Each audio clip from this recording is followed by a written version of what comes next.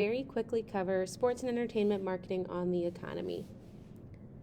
So first, we will define what is an economy. And for the sake of marketing, we're going to define it as the wealth and resources within a community. This is all going to be relating to the production and consumption of goods and services. So relating back to that law of supply and demand, how much are consumers willing to buy and how much are producers willing to sell? And then we're also going to define economic stimulation, and that is just when we add money to the overall economy. So back in March through June, when the government was sending out those stimulus checks, a lot of people weren't working because of COVID, and so a lot of people weren't buying things. They sent out stimulus checks to try and add some stimulation to the economy, cause that economic stimulation, and add more money to the overall economy. So just a couple examples that are not in the note guide. We can think about economy and how it relates to NBA player salaries, or I guess not NBA players, but just salaries in general. These statistics are probably a little bit old, but a few years ago at least, LeBron James was worth almost $300 million. So he has a lot of buying potential. He has the potential to really stimulate the economy in his local areas. The economy is a lot of times just looking like a cycle. So he's making about $70 million a year. So that is a lot of money flowing out of the economy. That gives him that ability to then put money back into the economy when he buys things.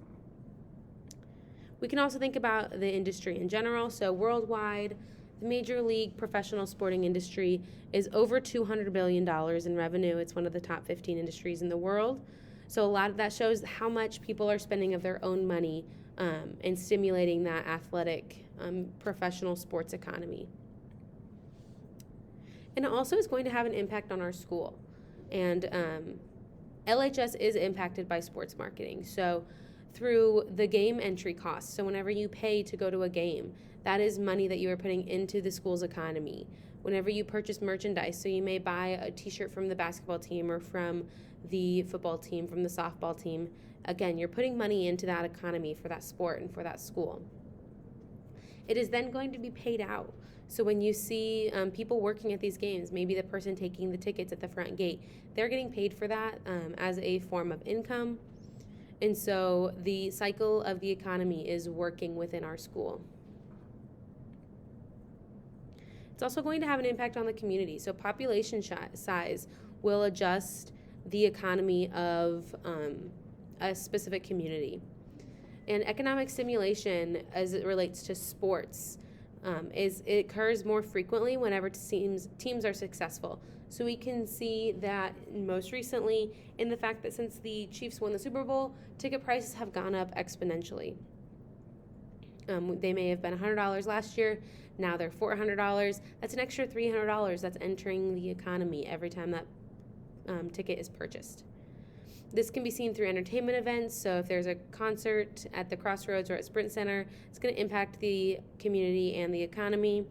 The same thing goes for merchandise and concessions at events. And then this is put back into the economy whenever we think of charitable contributions that teams or celebrities make. Also impacts the country. So we saw that it's over $200 billion worldwide. The sporting industry in America is going to be closer to $15 billion. There are over 200 countries in the world, so we contribute, as one country, contribute $15 billion to that overall $200 billion worldwide. This can also be seen when you think about TV. So a lot of people will pay extra for an advanced cable package in order to watch their team play. Maybe they can't see them because they're out of state. A lot of people will buy the NFL or the Sunday ticket in order to watch all of the games. Additionally, the sporting industry is going to employ almost 500,000 people in our country. These are just going to be the people that are directly related to the sport. So players, coaches, referees. This does not even include people who work security, concessions, parking attendants at these games.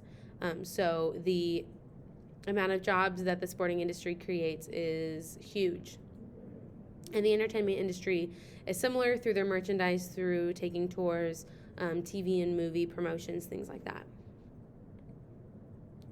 And that takes us to the end of sports and entertainment marketing on the economy.